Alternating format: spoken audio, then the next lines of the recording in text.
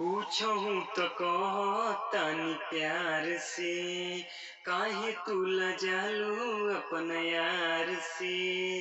पूछहूँ तो कहतानी प्यार से, काहे तू लजालू अपन यार से। कह तो उठा ली जिंदगी के बोझा, सब धन खाल रह नजरी के सोझा। सब धन खाल रह अखिए के सोझा। काहे आनाकानी हमसे करेलू ये गोरी, खाए दन लब के खखोरी।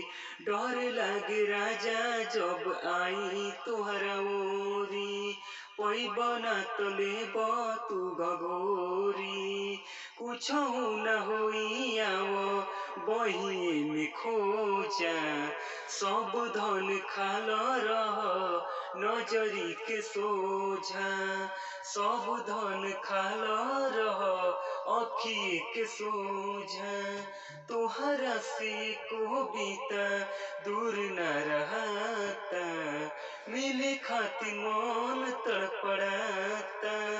दिलवा पे हमरे बा तोहरा एगो खाता, हाथ धोके आवो कलपाता।